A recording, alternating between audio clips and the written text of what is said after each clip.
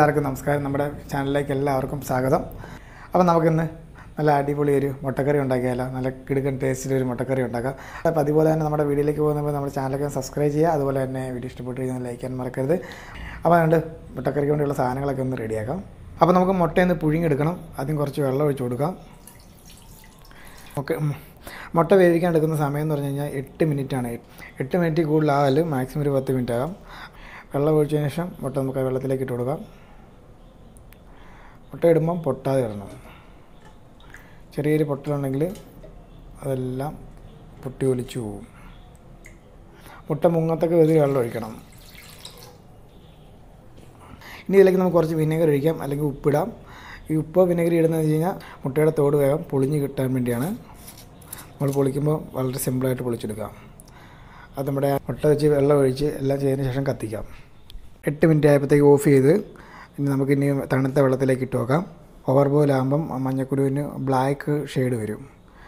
നല്ല കറക്റ്റ് കുക്കാണെങ്കിൽ മഞ്ഞ കളർ തന്നെ ഇരിക്കും. ഒരു സബോള അരിഞ്ഞെടുത്ത്, 2 പച്ചമുളക് അരിഞ്ഞെടുത്ത്, ഒരു തക്കാളി അരിഞ്ഞെടുത്ത്, ഒരു 5 വെളുത്തുള്ളി, ചെറിയൊരു ഇഞ്ചി പീസ്, കറിവേപ്പില, കാഷ്നട്ട് വേവിച്ചെടുത്താണ് ഗ്രേവിക്കകത്ത് ചേർക്കാനുള്ളതാണ്. ഉപ്പ്, വെളിച്ചെണ്ണ, ഗരം മസാല, മഞ്ഞൾപ്പൊടി, കാശ്മീരി മുളക് പൊടി. അപ്പോൾ മുട്ടക്കറി ഉണ്ടാക്കാൻ തുടങ്ങാം. അപ്പോൾ അതിന് ചട്ടി വെച്ച് ചൂടായിട്ട് വെളിച്ചെണ്ണയും ഒഴിച്ച് കൊടുക്കാം. എണ്ണ ചൂടായി നമുക്ക് ആദ്യം ഇഞ്ചിയും വെളുത്തുള്ളിലേക്ക് ഇട്ട് കൊടുക്കാം. അപ്പോൾ ആദ്യം വെളുത്തുള്ളി ഇടാം.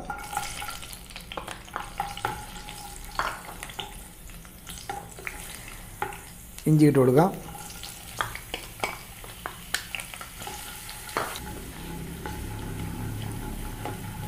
സവോളയും കൂടി ഇടാം.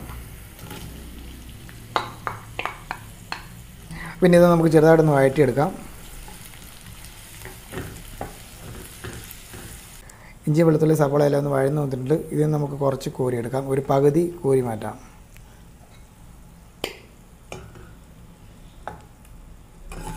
ഒന്ന് പേസ്റ്റ് അടിച്ചെടുക്കാം. അപ്പോൾ നമ്മൾ ആ വഴറ്റിയിട്ട് കോരി മാറ്റിയ സവോള അതിട്ട് കൊടുക്കാം. പിന്നെ നമ്മൾ എടുത്ത് വെച്ചിരിക്കുന്ന തക്കാളി ഉണ്ടല്ലോ, ആ തക്കാളിയും കൂടെ ഇട്ട് കൊടുക്കാം. വേവിച്ച് വെച്ചിരിക്കുന്ന ആ കാഷ്യൂനട്ട് ഇട്ട് കൊടുക്കാം. പിന്നെ നമുക്ക് നന്നായിട്ടൊന്ന് പേസ്റ്റ് അടിച്ചെടുക്കാം. വെള്ളമൊന്നും ഒഴിക്കേണ്ട. നമുക്കിനി മസാലകൾ ഇട്ട് കൊടുക്കാം. 1/2 സ്പൂണ് മല്ലിപ്പൊടി ഇട്ട് കൊടുക്കാം. 1/4 ടീസ്പൂണ് മഞ്ഞൾപ്പൊടി. മല്ലിപ്പൊടിയും മഞ്ഞൾപ്പൊടിയും ഒന്ന് മൂപ്പിച്ചെടുക്കാം.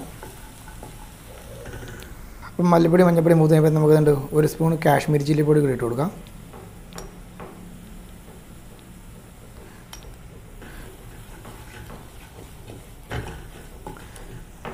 അപ്പോൾ നമ്മൾ അരച്ചെടുത്ത അരപ്പ് നമുക്ക് ഇതിലേക്ക് ഇട്ട് കൊടുക്കാം.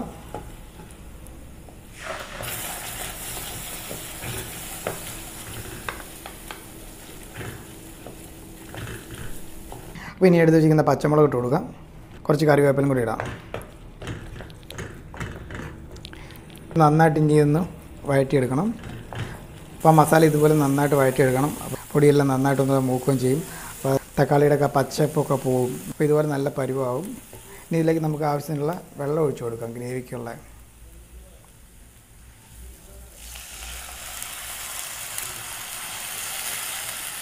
തിളപ്പിച്ച വെള്ളമായിരിക്കണം ഒഴിച്ച് കൊടുക്കണം.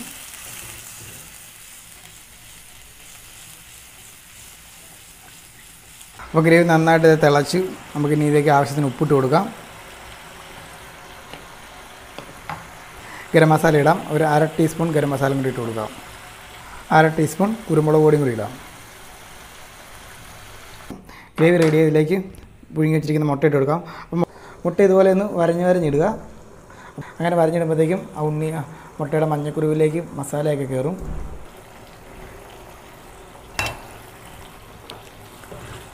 ഗ്രേവി ഇട്ടൊന്നുകൂടെ തിളപ്പിച്ച് കഴിയുമ്പോഴത്തേക്കും മുട്ട കീറി വെച്ചിരിക്കുന്ന അതിലേക്ക് നമ്മുടെ മസാലയൊക്കെ ഒന്ന് കയറും.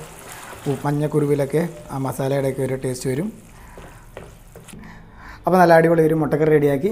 അപ്പോൾ ചോറിൻ്റെ കൂട്ടത്തിലും ചപ്പാത്തി കൂട്ടത്തിലും എന്തിൻ്റെ കൂട്ടത്തിലും കൂട്ടാൻ പറ്റിയ അടിപൊളി എടുക്കുന്ന ഒരു മുട്ടക്കറിയാണ്. വീഡിയോ ഇഷ്ടപ്പെട്ടിട്ടുണ്ടെങ്കിൽ ഒന്ന് ലൈക്ക് ചെയ്യുക. അതുപോലെ തന്നെ ചാനലൊക്കെ സബ്സ്ക്രൈബ് ചെയ്യുക. പിന്നെ അടുത്തൊരു വീഡിയോ കാണുന്നവരെ ബൈ.